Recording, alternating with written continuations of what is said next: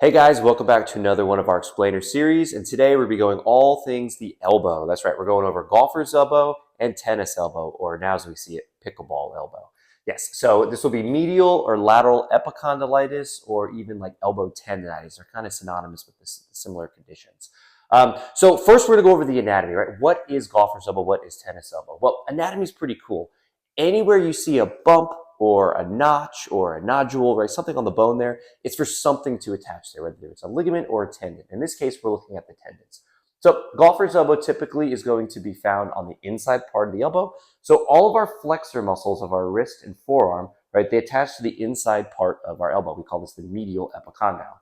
All of our extensor muscles on the backside, this would be with tennis elbow or pickleball elbow, attached to the outside part of our elbow. And what happens is due to chronic overuse of these muscles, muscles can shorten and the tendons are constantly pulling and pulling and pulling.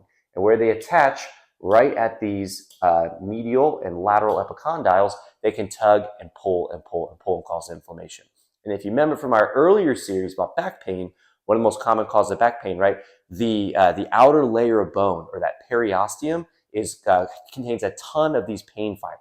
And so this outer layer of bone, this connected kind of tissue of bone, these tendons actually blend right into this periosteum. So as they're tugging and pulling from overuse, they get inflamed. And this inflammation can activate these pain fibers, which can send pain to your brain. Now, this condition can be chronic, right? So a lot of times it's due to overuse. So a lot of times with golfers, they call it that because when golfers follow through on their shots, they tend to have this little bit of flexion in the wrist here, and that can activate some of these flexor muscles kind of pulling on that spot. With tennis elbow or pickleball elbow, right, it's this backhand that we see a lot of the times. Now, you don't have to play golf and tennis to get these conditions. These can be really seen in anything, right? From working at a desk all day, picking heavy things up. And that's usually when we see the symptoms actually flares, like someone lifting up their cup or someone trying to grab and pull something in. So this is what is causing these issues. It's overuse of these tendons pulling at these attachment sites that can get really, really inflamed. So be sure to stick around for part 2, where we're actually going to go over how we would treat this in the clinic and some things that you can do at home.